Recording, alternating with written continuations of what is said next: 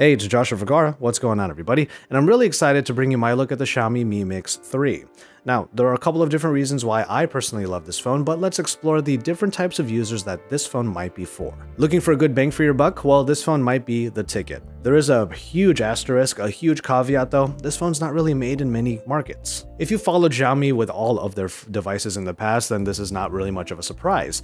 But this is a phone that comes in at under $500 when you convert it from Chinese RMB, and considering everything that you get, not only in the phone but also in the box, that's honestly a steal and something that I wish we would see more of in more markets. Speaking of the unboxing experience, hopefully Xiaomi is starting yet another trend by having a wireless charger in the box.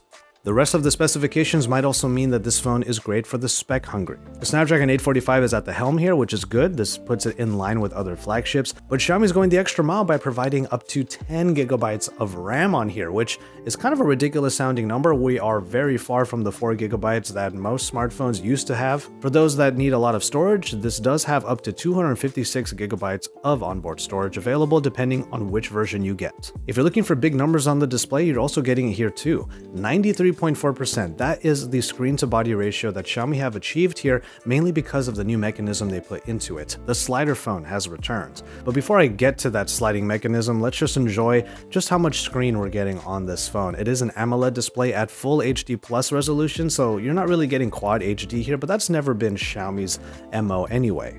It should provide a great display experience, and once I get my hands on a global unit, I'll be able to put some games on here, Google Play services, and be able to see really what this display can do. And clearly because of that sliding mechanism, this phone is going to be for the notch hater. I don't think I even really need to go too far into it. I mean, just look at how you have this entire display on the front, and Xiaomi, along with a few other companies, are proving that you can have a full screen display experience without having to resort to things like notches. But credit where credit is due. When you have a trend like notches appearing in the smartphone market, companies start to get creative. And Xiaomi actually had the patent for this kind of design back in 2015, so clearly they had this in mind. So once it made sense, which is right now, to be able to bring a slider back into the fold, well, here it is. What's great about the sliding mechanism is that it doesn't make the phone any thicker than your conventional flagship. And it's that sound, that feeling of the slide going up and down that kind of harkens back to a time when we had more phones that had this form factor. And there's a lot of use behind it. Not only does sliding the screen down reveal the camera array up top, and we'll get to that in a second as well, but it also allows you to get straight into the face unlock. So you have to bring the slider down in order to trigger the face unlock, and then once you're done, you can slide it back up. So it's almost as if the phone is inviting you to be stylistic in the way that you just get into the device to begin with. And once you reveal that front-facing camera, you find that this phone might actually be for the selfie lover as well.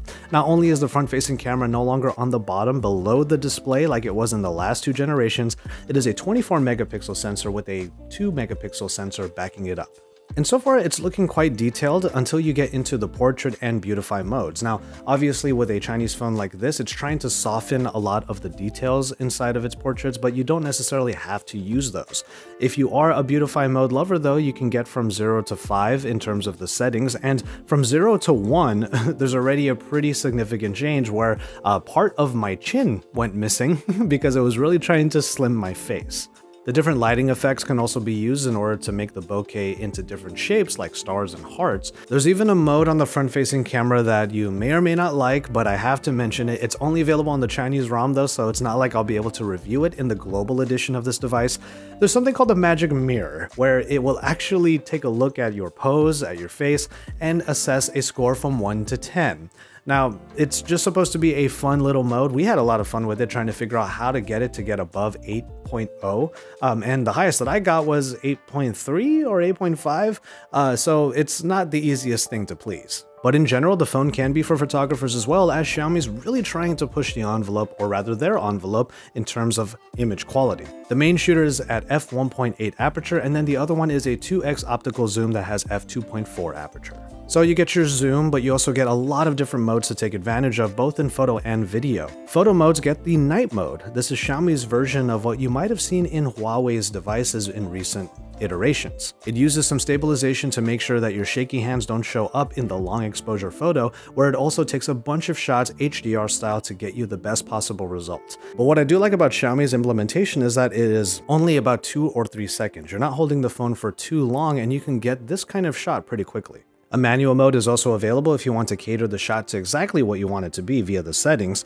And then you also have some video modes, including 960 frames per second slow motion video. So far, shots from the rear and the front are looking quite promising, but we're not working with final software yet, especially since this is the Chinese edition of the phone. And once I get the global unit, I'll of course use it as a full vlogging tool for a day or two, and I'll also bring you my full thoughts on the camera in my final review, where I ask who the phone is really for. And finally, to round out this particular hands-on, I am going to say that this phone could be for the traveler or kind of the importer as well. It's a bummer that this phone's not going to be made available in more markets, but at least Xiaomi's trying to put their best foot forward by providing a global version of this phone that has all of the different bands required. So somebody like me could get this phone from Xiaomi, the global version of course, and be able to use it in the US because it can support LTE. More so than ever, Xiaomi has basically created a device that more people should get their hands on, but they won't because it's not available in more than just this portion of the world.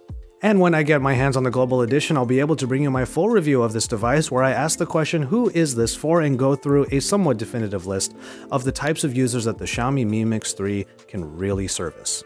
Stay tuned for that, and stay tuned to my channel for even more. I will get the vlog done in the next day or so as I'm traveling back from Beijing, and you can look forward to that and even more here, and subscribe to the channel if you haven't already. Drop some likes on the videos, get into the comment sections down below, and let's have a conversation about one of the more unique and honestly exciting, you can hear it in my voice, exciting phones, because I just love that the slider mechanism is finally back, and it's back in a way that makes perfect sense.